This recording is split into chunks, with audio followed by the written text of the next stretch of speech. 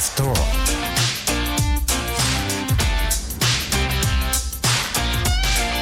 Irama Live Talk. Assalamualaikum warahmatullahi wabarakatuh. 88,5 Irama FM Purworejo. Pendengar Irama FM 97 tahun yang lalu, di tanggal 28 Oktober tahun 1928, tekad pemuda bersatu untuk kemerdekaan Indonesia. Bagaimana semangatnya masih menyala sampai hari ini, tanggal 28 Oktober 2025. Baik, sudah hadir sosok pemuda karena memang beliau masih muda dan selalu menjadi inspirasi spirit pemuda dan pemudi masyarakat Purworejo. Beliau adalah Wakil Bupati Purworejo, Bapak Dion Agassi Setiabudi SIKOM MSI, yang sudah hadir di Irama FM untuk bincang kepemudaan, tepat di momen 97 tahun Sumpah Pemuda. Assalamualaikum Mas Dion. Waalaikumsalam. Sehat Mas Dion? Alhamdulillah sehat selalu. Alhamdulillah. Kegiatan dari pagi juga lancar tanpa kendala? Alhamdulillah lancar semuanya. Oke. Baik, bisa disapa dulu Mas Dion pendengar Irama FM dan mengucapkan selamat peringatan Sumpah Pemuda. Baik. Assalamualaikum warahmatullahi wabarakatuh. Selamat siang untuk seluruh sahabat-sahabat, rekan-rekan, bapak, ibu, adik-adik semuanya warga masyarakat Purworejo. Saya selaku Wakil Bupati Purworejo mengucapkan selamat memperingati Hari Sumpah Pemuda. Semoga di Hari Sumpah Pemuda ini kita semua tetap bersatu mempertahankan Indonesia sebagai tumpah darah, sebagai bangsa dan sebagai bahasa kita. Terima kasih. Oke, baik. Dan selama kurang lebih nanti 1 jam kita akan ngobrol bareng Mas Dion, Wakil Bupati Purworejo, tentang pemuda. Dan pendengar Irama FM juga bisa gabung di 081392696815. Sekali lagi bisa bertanya untuk mengemukakan pendapat atau juga bahan sharing di 081392696815. Tentunya di Irama Live Talk spesial di Hari Sumpah Pemuda. Baik, sekarang kita langsung masuk ke tema saja. Bagaimana pandangan Pak Dion tentang makna Sumpah Pemuda di era sekarang, khususnya bagi generasi muda yang ada di Purworejo, Pak Dion?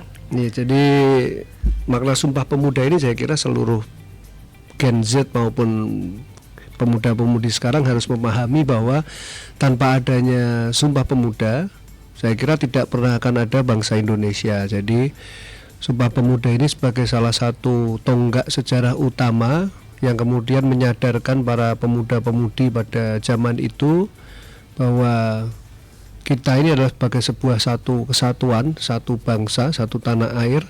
Dan dari Sumpah Pemuda itu kemudian semangat persatuan kesatuan muncul. Saya kira makna ini masih relevan hingga zaman sekarang. Tentu para generasi penerus bangsa ini harus menyadari bahwa kita bangsa Indonesia ini berbeda-beda, mulai dari ujung di barat sampai di ujung timur, mulai dari Aceh sampai dengan Papua. Itu tentu berbeda-beda, tetapi kita harus sadar bahwa kita adalah satu bangsa yang harus menyadari pentingnya persatuan dan kesatuan. Oke, baik. Dan sekali lagi terima kasih atas hadirnya di Irama FM. Satu kebanggaan dan satu kehormatan buat kami, kru Irama FM, kehadiran Pak Dion yang waktu itu hadir terakhir di Irama FM tahun 2022, Pak Dion. Waktu itu dialog ya? DPRD. Oh iya. Di malam-malam kalau nggak salah. Di ruang sebelah, Pak Dion. Dan sekali lagi terima kasih lagi. Sama-sama. Dan nilai apa dari Sumpah Pemuda yang masih sangat bisa kita tanamkan sampai sekarang? Yang pertama tentu tadi nilai persatuan dan kesatuan ini, kesadaran bahwa kita sebagai satu bangsa ini menjadi penting. Bahkan di dalam Sumpah Pemuda itu Indonesia ini dipandang sebagai sebuah kewilayahan, kemudian juga tumpah darah dan juga bahasa. Nah, maka hari ini ketika kita di dalam tuntutan perkembangan zaman, kita banyak belajar bahasa asing dan lain sebagainya, tetapi harus tetap kita utamakan bahwa Indonesia ini adalah bahasa persatuan kita, bahasa nasional kita, dan ini harus kita maknai juga mulai dari ujung barat sampai dengan ujung timur Indonesia ini menjadi tanggung jawab kita semua, termasuk para pemuda-pemudi generasi saat ini untuk bisa menjaga keutuhan bangsa kita yang sudah diperjuangkan dengan darah, dengan keringat, dengan air mata. Dan dengan Sumpah Pemuda, peringatan Sumpah Pemuda ini menjadi pengingat kita juga bahwa sebuah perubahan, sebuah kemajuan, bahkan sebuah kemerdekaan itu hanya bisa diraih ketika para pemuda dan pemudinya ini bisa bersatu, sehingga awal perjuangan kemerdekaan itu dimunculkan dari para kaum muda, sehingga kaum muda saat ini saya berharap juga bisa menjadi agen perubahan yang bisa merubah situasi Indonesia untuk menjadi lebih baik lagi ke depan. Oke, tentunya tidak mudah untuk tetap menjaga persatuan kesatuan, dan sebenarnya tantangan yang paling besar pemuda saat ini dalam menjaga semangat itu apa, Mas? Tantangan terbesar saya kira tadi perkembangan teknologi, kemajuan zaman. Jadi di era disrupsi informasi yang luar biasa besar dengan era sosial media, dengan era internet ini, artinya untuk memecah belah sebuah bangsa itu tidak diperlukan harus turunnya tentara dari negara lain hadir ke Indonesia atau ke suatu negara manapun, tetapi kita melihat banyak kejatuhan sebuah bangsa. Kita lihat ketika misalnya contoh di tahun 2011 pada waktu itu Arab Spring, Mesir jatuh, Libya jatuh, kemudian baru-baru ini Suriah juga jatuh, dan kemarin kita lihat bagaimana Nepal luar biasa. Artinya perkembangan teknologi ini bisa menjadi sebuah kesempatan, tetapi juga kita harus berhati-hati sehingga kaum muda, para pemuda-pemudi kita ini harus betul-betul melek literasi. Jangan sampai kemudian kita ini mudah disesatkan dengan disinformasi yang narasinya memecah belah. Sehingga ini menjadi tantangan, dan ini harus kita lawan dengan melek literasi. Budaya literasi ini yang harus kita bangun sehingga masyarakat kita, khususnya para muda-mudi ini, tidak mudah tersesat dalam arus informasi saat ini. Oke, baik, dan terima kasih yang sudah beratensi aktif di nomor WA Irama FM di 081392696815. Ini dari tidak ada nama 497 belakangnya. Selamat siang Pak Dion, kami pemuda hanya punya harapan besar terhadap MK Purworejo. Semoga bisa membuka pelatihan-pelatihan kerja yang berkualitas. Jika kita melihat Banyuwangi, di sana BLKIP-nya ada pelatihan underwater welding, di Surabaya ada pelatihan operator alat berat. Semoga ke depan pelatihan untuk pemuda di Purworejo lebih dikembangkan lagi dan lebih kompetitif lagi di dunia kerja. Begitu Mas Dion, ini dari tidak ada nama 497. Terima kasih untuk masukannya. Saya kira sepakat dari tadi Anonimus. Matur nuwun masukannya Pak, nanti tentu ini menjadi bekal kami untuk ke depan supaya dalam pemaksimalan untuk pelatihan-pelatihan yang lebih relevan lagi dengan dunia kerja saat ini. Oke, baik. Dan kita kembali lagi ke topik kita, masih semangat Sumpah Pemuda dalam membangun Purworejo berseri. Dan sekarang pertanyaan terkait peran pemuda dalam ekonomi, sosial, dan politik. Bagaimana peran pemerintah Kabupaten Purworejo dalam mendorong partisipasi pemuda dalam pembangunan daerah, Mas Dion? Yang pertama tentu kita harus menyediakan ekosistemnya dulu, ruang partisipasi masyarakat kita, supaya para pemuda ini dilibatkan, tidak hanya menjadi sebuah objek, tapi mereka juga dilibatkan sebagai sebuah subjek.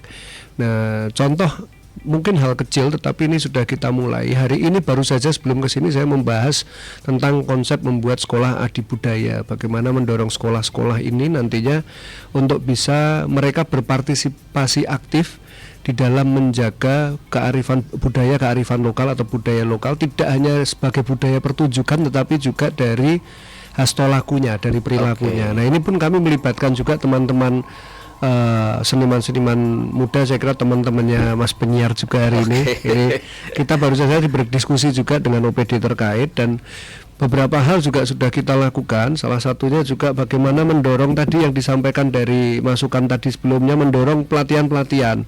Hari ini kita melakukan pelatihan-pelatihan khususnya adalah menggandeng teman-teman pelaku desa wisata maupun para pelaku UMKM kita yang masih masuk dalam kategori generasi muda. Bagaimana kemudian kita latih mempromosikan melalui media sosial. Jadi digital marketing ini kita gencarkan ke desa-desa wisata, para pelaku UMKM. Dan ini kemarin sudah kita lakukan pelatihannya, hanya nanti masih di bulan depan itu kita lakukan pelatihan lagi untuk membantu para pelaku UMKM maupun pelaku Pok Darwis desa wisata ini untuk bisa mempromosikan, kemudian bagaimana sih cara promosi yang baik, kemudian bagaimana mengemas konten dan lain sebagainya. Ini saya kira di era perkembangan digital ini menjadi sangat penting. Oke, baik, kembali via WA di 081392696815. Terima kasih dari 3776. Senang sekali bisa mendengar suara Pak Wakil yang penuh inspiratif. Salut dengan Pak Wakil Bupati yang masih muda, energik dan penuh prestasi. Izin Pak untuk selalu menyempatkan waktu untuk bersosialisasi, berbagi semangat baik seperti ini melalui radio atau ketemu langsung agar generasi muda khususnya pemuda Purworejo terdorong untuk maju.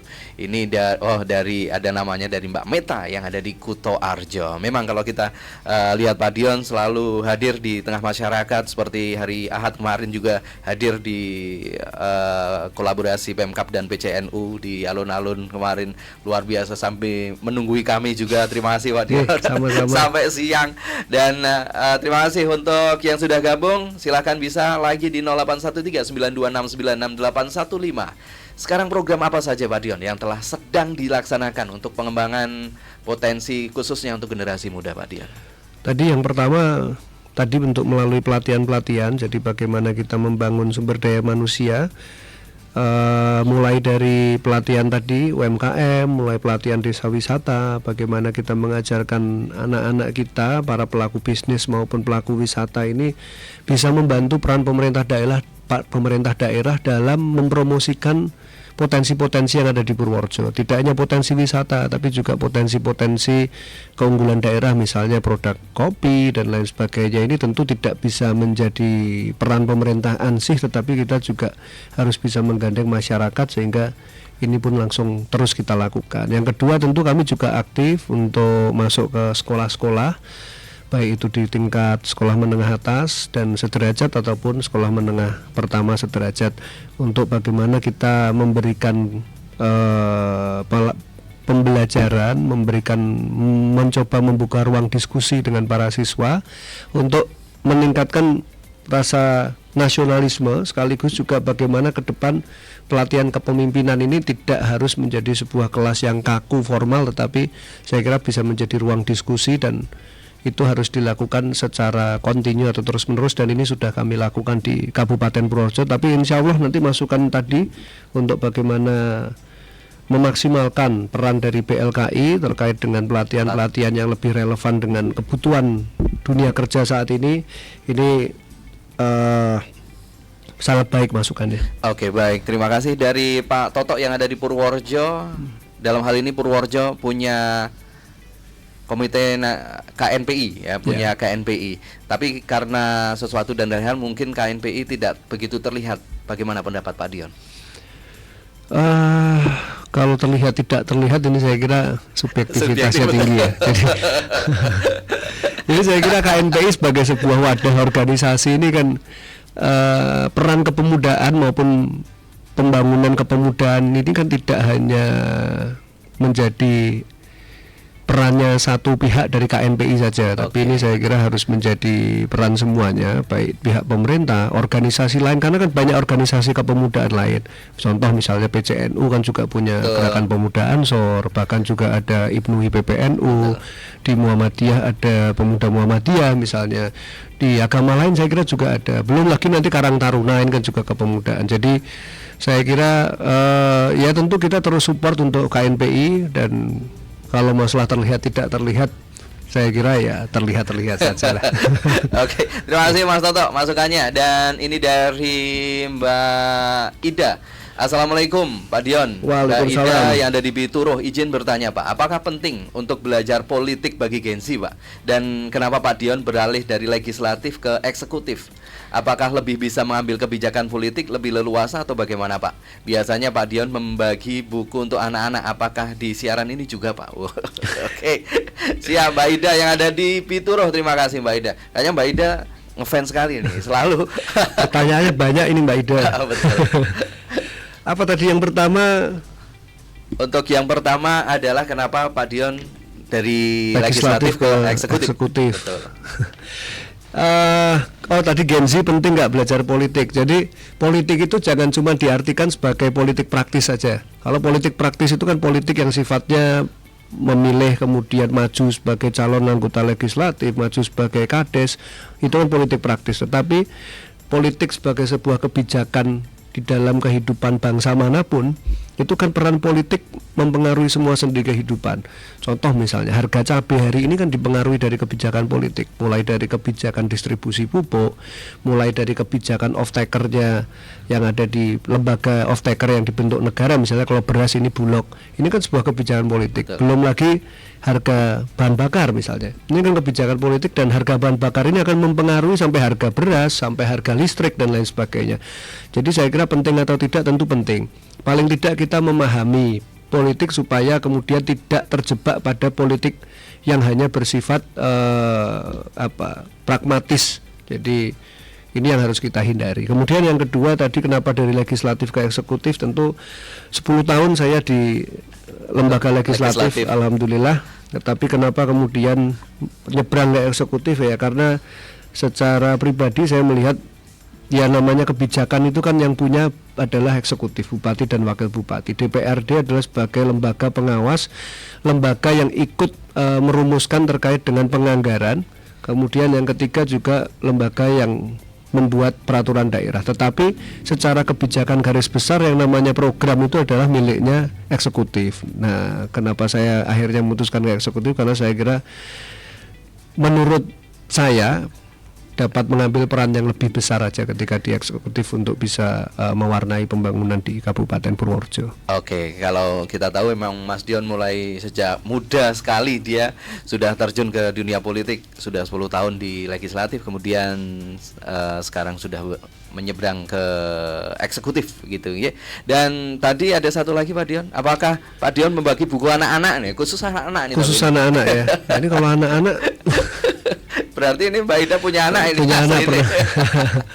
Ya, saya punya kebiasaan Mas. Jadi saya kalau ke sekolah-sekolah atau ke acara yang diundang, ke acara yang isinya banyak anak-anaknya, itu saya biasa ngadakan kuis dan hadiahnya pasti buku saya. Oke. Karena tadi saya itu concern sekali dengan budaya literasi kita itu yang sangat rendah. Indonesia ini kan budaya literasinya nomor 2 terendah se-Asia Tenggara. Kita cuma menang dari Timor Leste. Dari Kamboja dan Myanmar aja kita kalah gitu. Artinya, nah bagaimana kita bisa menuju Indonesia Emas 2045 kalau kemudian dengan membaca itu kan sebenarnya kita dilatih berpikir secara kognitif, kita dilatih untuk berpikir secara logis. Nah, bagaimana kita bisa memajukan bangsa ini kalau ternyata SDM kita ini secara literasi masih sangat tertinggal, sehingga maka yang harus kita bangun tadi budaya membaca. Paling penting budayanya dulu. Baca apa saja nggak penting, yang penting budaya membacanya ini yang kita bentuk, sehingga saya selalu kemanapun membagikan buku. Nanti kalau di sini mau dikasih kuis boleh, nanti saya kasih buku. Oke. Nanti yang tanya tadi aja, yang tanya. Oh, yang tanya kita kasih buku ya. Kita rangkum, nanti kita kasih buku dari Pak Dion tentunya ya. Dan terima kasih yang sudah gabung juga. Selamat siang Mas Wabub, izin bertanya, kapan diadakan lagi CFD seperti dulu di sepanjang Jalan Mejen Sutoyo dari SMP Negeri 1 sampai lampu merah Dinpora Par. Terima kasih, saya doakan Mas Dion, Bu Yuli selalu sehat. Amin. Dan amanah memimpin Purworejo. Siap. Ini sedang kita diskusikan karena menyangkut berbagai pihak, termasuk dengan perhubungan, kemudian dengan Polres dari faktor keamanan. Jadi ditunggu saja, nanti insya Allah nanti kita launching bahwa kami juga sepakat untuk bisa menggelar CFD lagi sebagai sarana masyarakat berolahraga dengan nyaman tentunya. Yang kedua juga menggerakkan roda perekonomian. Tetapi kan ini perlu konsepnya kita matangkan. Jadi CFD-nya ini jangan sampai kemudian yang spiritnya ini untuk olahraga, malah yang olahraga nanti mau jalan aja sulit, nah kan gitu Pak. Betul. Jadi bagaimana perekonomiannya bisa muter, tetapi di sisi lain yang berolahraga juga nyaman lah. Karena memang spiritnya CFD itu kan awalnya untuk masyarakat yang mau berolahraga diberikan ruang tanpa polusi, tanpa diganggu kendaraan, dan itu menjadi sebagai wadah silaturahim sembari berolahraga. Kemudian nanti di situ juga ada yang berjualan dan lain sebagainya. Tapi ini tentu harus kita atur supaya konsep CFD-nya juga bagus kan, seperti itu. Oke, baik, dari Mas Antonius. Selamat siang, saya bangga melihat anak-anak zaman sekarang sudah punya minat besar terhadap dunia usaha dan tidak hanya ingin menjadi pekerja namun menjadi pelaku usaha. Tetapi saya melihat banyak sekali produk-produk mereka kemasannya masih sangat perlu ditingkatkan agar dapat bersaing. Semoga bisa dicarikan solusi Pak untuk hal itu, karena saya bertanya pada pelaku usaha, katanya biaya desain yang bagus dan modern masih sangat mahal di Purworejo begitu. dari Mas Antonius. Antun. Ya, selamat siang Mas Anton. Jadi untuk ini sudah kita rencanakan di tahun 2026 kita akan aktifkan rumah kemasan yang kita miliki di Kutoarjo. Jadi di sana karena dari kemarin kita punya rumah kemasan tapi penganggarannya nggak diberikan, Pak. Oke. Dan juga fungsinya untuk apa kan selama ini nggak jelas, terus terang aja. Bangun rumah kemasan bangun tok ora iso nglakokke kan ini. Makanya ini kemarin concern saya salah satunya adalah bagaimana mengaktifkan rumah kemasan ini supaya bermanfaat. Oh, ternyata yang dibutuhkan dari teman-teman pelaku UMKM itu apa? Tadi, Pak, jasa desainnya ini besok kita sediakan. Sediakan orang di sana. Sediakan gitu? orang di sana. Betul. Jadi mereka bisa berkonsultasi lah terkait dengan branding, terkait dengan tadi packaging, kemudian sampai dengan nanti bagaimana mereka terkait dengan promosi produknya ini pun nanti bisa konsultasi di sana. Dan nanti biaya desain dan juga kalau biaya desainnya nanti menggunakan anggaran kita jadi free. Untuk yang mendesain ini. Nah, tinggal yang nanti kemasannya ini tentu kita tidak bisa memberikan ke seluruh pedagang ya. Nanti kalau seluruh pedagang tentu nggak memungkinkan. Maka nanti untuk bagaimana, karena di sana ada untuk alat cetak packagingnya itu juga ada, tetapi tentu nanti kita pilih-pilih yang tentu kurasinya berdasarkan indikator-indikator seperti itu. Oke, baik, kembali ke topik lagi sebelum ke pertanyaan. Ternyata banyak sekali yang masuk di nomor WA Irama FM di 081392696815. Tapi memang jarang-jarang Pak Wabub bisa sowan ke Irama FM, bisa hadir di Irama FM.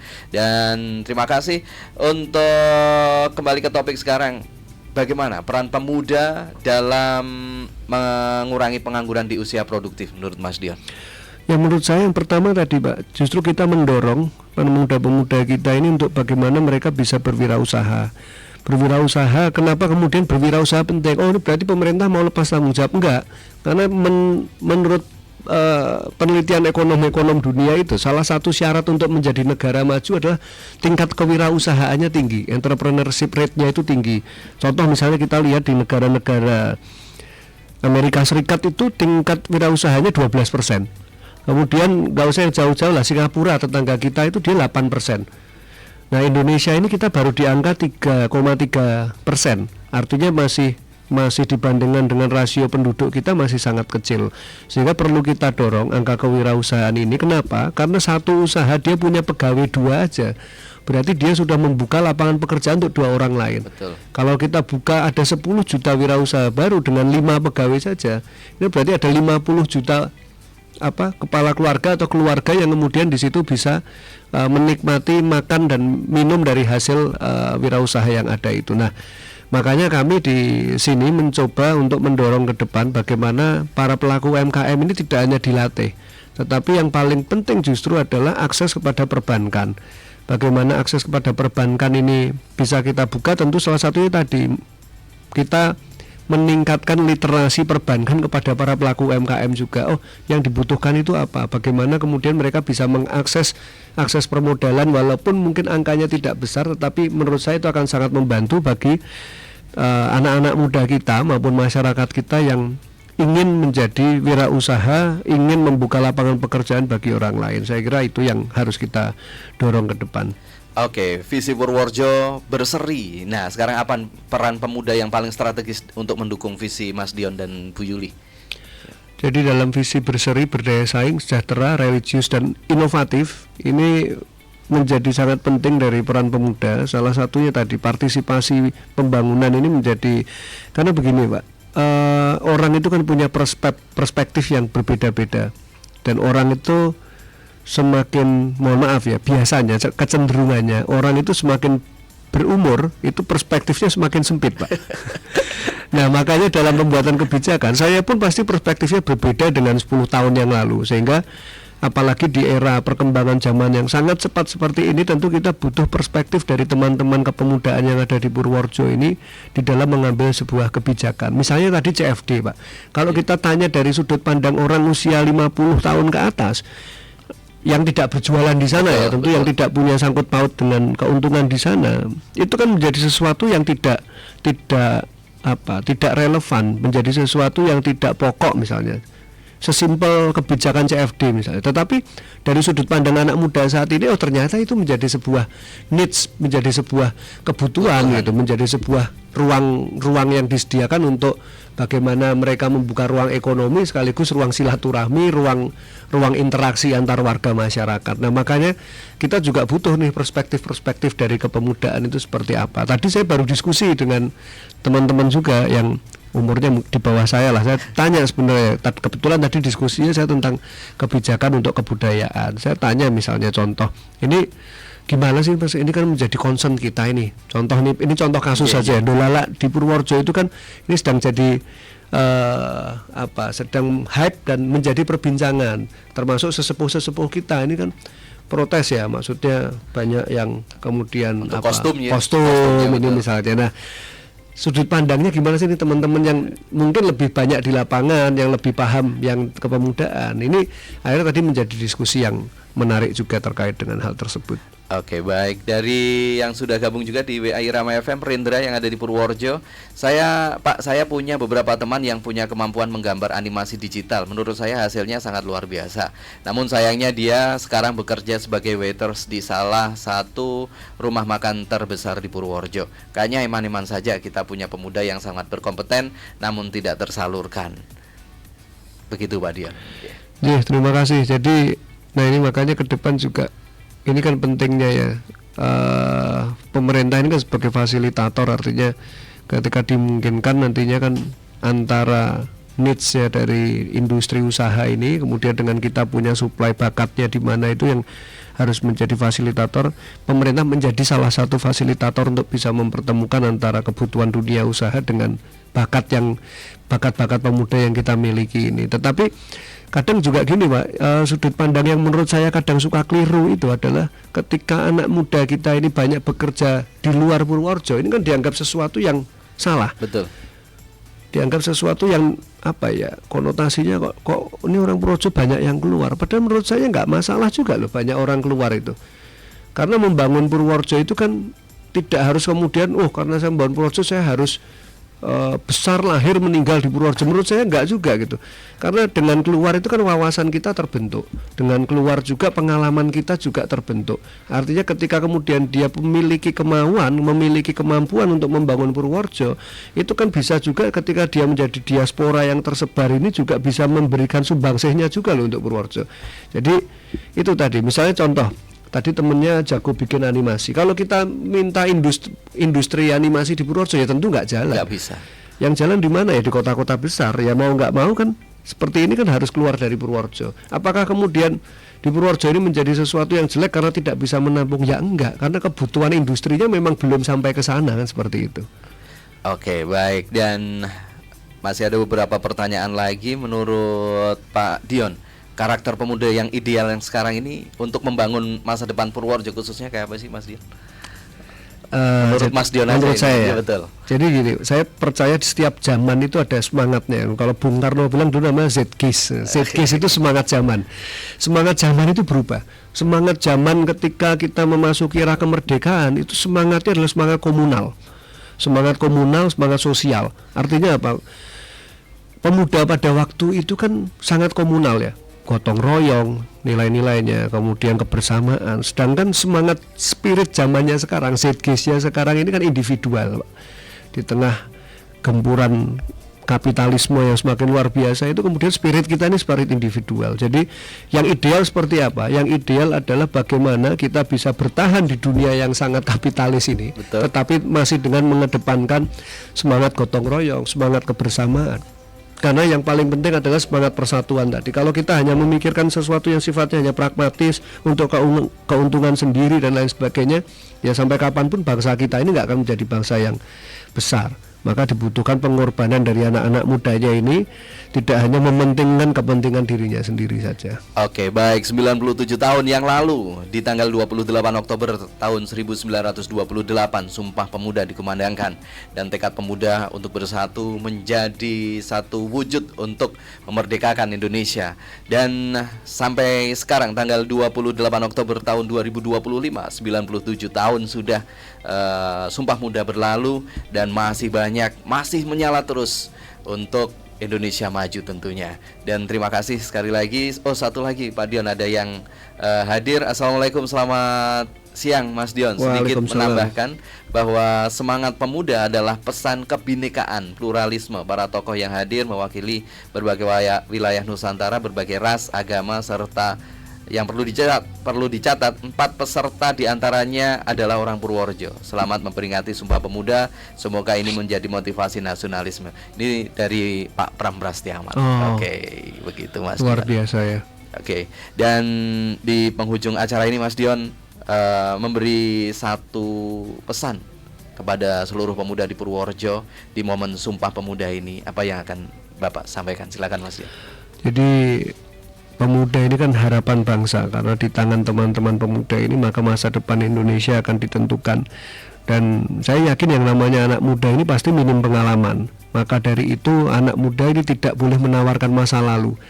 Karena kalau bicara masa lalu adalah pengalaman, maka anak muda harus bisa menawarkan masa depan. Termasuk anak-anak muda di Purworejo ini harus bisa menawarkan masa depan yang lebih baik lagi. Dan manfaatkan masa muda kalian ini untuk mengembangkan diri. Jangan disia-siakan, karena masa muda itu nggak datang 2 kali. Oke. Baik, terima kasih sekali Mas Dion hadirnya di Irama FM. Semoga menjadi spirit buat teman-teman kru Irama FM. Amin, amin. Dan menjadi spirit juga untuk anak muda yang ada di Purworejo, yang hari ini tanggal 28 Oktober 2025 memperingati 97 tahun Sumpah Pemuda. Sekali lagi terima kasih Mas Dion. Sama-sama. Dan tetap semangat. Semoga selalu diberi kelancaran kesehatan untuk Mas Dion. Amin. Selalu diberikan solusi-solusi yang terbaik untuk masyarakat Purworejo khususnya. Terima kasih sekali Mas Dion. Terima kasih. Dan Sugeng kondur atau melanjutkan Siap. kegiatan lagi Mas Dion, masih banyak agenda di hari ini. Saya sudah di WA sama Mas Ferry, jangan lama-lama Mas Haji. Siap, terima kasih. Baik, terima kasih Mas Matur nuwun, Ferry. matur nuwun. Dan sekali lagi terima kasih untuk pendengar Irama FM. Saya tutup acara Irama Live Talk pada siang sore hari ini, dan saya akhiri wallahul muwaffiq ila aqwamit thoriq. Assalamualaikum warahmatullahi wabarakatuh. Waalaikumsalam warahmatullahi wabarakatuh.